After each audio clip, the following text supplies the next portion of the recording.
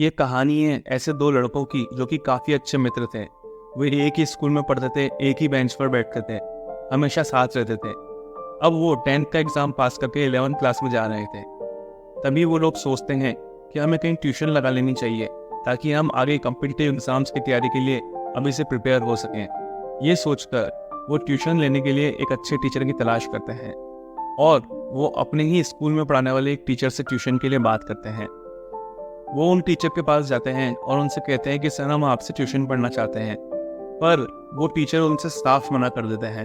वो कहते हैं कि बच्चों मेरे पास बिल्कुल टाइम नहीं है, मेरा आधा टाइम तो यहाँ स्कूल में ही निकल जाता है और बचे हुए आधे टाइम में मुझे घर के काफ़ी काम रहते हैं, इस कारण मैं ट्यूशन तुम्हें नहीं पढ़ा सकता। मैं घर पर कोचिंग लेता भी नहीं हूँ, ना ही किसी और को ट्यूशन पढ़ाता हूँ। काफ़ी रिक्वेस्ट करने के बाद बच्चों के बार बार बोलने पर कि सर हम आपसे ही पढ़ना चाहते हैं, आपकी तरह में और कोई नहीं पढ़ा सकता, इतना रिक्वेस्ट करने के बाद वो टीचर उनसे हाँ कर देते हैं। पर टीचर उनके सामने एक शर्त रखते हैं कि मैं तुम दोनों में से सिर्फ एक ही को ट्यूशन पढ़ा सकता हूँ। अब ये तुम्हें डिसाइड करना है कि तुम दोनों में से मुझसे कौन ट्यूशन पढ़ेगा। वो दोनों आपस में विचार करते हैं और कहते हैं कि सर ये आप डिसाइड करिए कि हम दोनों में से कौन आपसे पढ़ेगा। तो टीचर उनसे कहते हैं कि मैं 3 दिन बाद तुम लोगों को बताऊंगा कि मैं तुम दोनों में से किसे पढ़ाऊंगा। अगले दिन वो उनमें से एक बच्चे को फ़ोन करते हैं और अपने घर पर बुलाते हैं। जब वो लड़का घर पर आता है तो उससे पूछते हैं कि तुम मुझसे ट्यूशन क्यों पढ़ना चाहते हो। तब वो लड़का कहता है कि सर मैं एक मिडिल क्लास फैमिली से बिलोंग करता हूँ, मेरे पिताजी एक सरकारी नौकरी में हैं, हमारे पास में इतने पैसे भी नहीं हैं, तो मैं चाहता हूँ कि मैं आपसे ही ट्यूशन पढ़ूँ। और रही बात मेरे मित्र की, तो मेरा मित्र तो एक बिजनेस क्लास फैमिली से बिलोंग करता है, उसके पास काफ़ी सारे पैसे भी होंगे, वो कहीं और भी पढ़ सकता है, वैसे भी उसका पढ़ने में ज़्यादा मन नहीं है।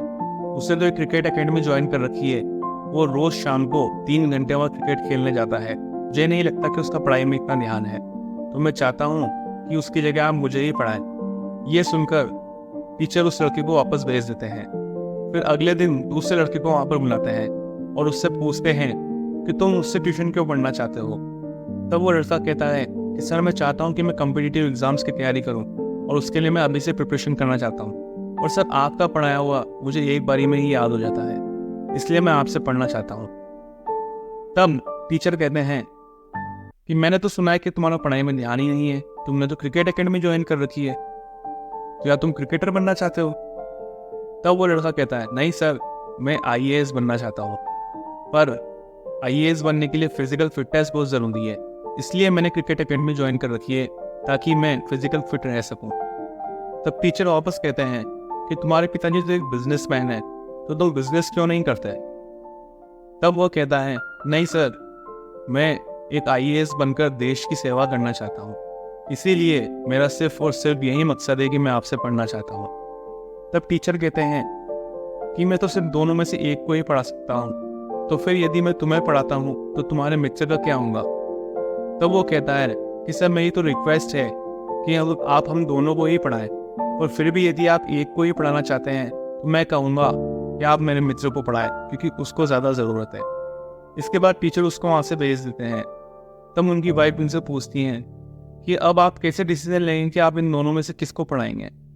तो वो कहते हैं कि नहीं मैं इन दोनों को ही पढ़ाऊँगा, मैं तो सिर्फ देखना चाह रहा था कि इन दोनों की सोच कैसी है। जो ये दूसरा लड़का था ये अपने जीवन में बहुत आगे जाएगा क्योंकि इसकी सोच जो है बहुत बड़ी है। इसने अपने मित्र के लिए एक भी गलत बात नहीं कही और इसने हमेशा अपने मित्र का सपोर्ट किया। वो आखिरी में भी बलिदान देने के लिए तैयार हो गया और उसने कहा कि नहीं आप मेरे मित्र को ही पढ़ाइए, क्योंकि आदमी जैसी सोच रखता है वो उतना ही आगे बढ़ता है। इस लड़के की सोच इतनी अच्छी है तो मैं जानता हूँ ये जीवन में जरूर प्रगति करेगा। तो इस कहानी से हमें क्या सीख मिलती है कि जीवन में हमेशा अपनी सोच अच्छी रखिए, बड़ी रखिए।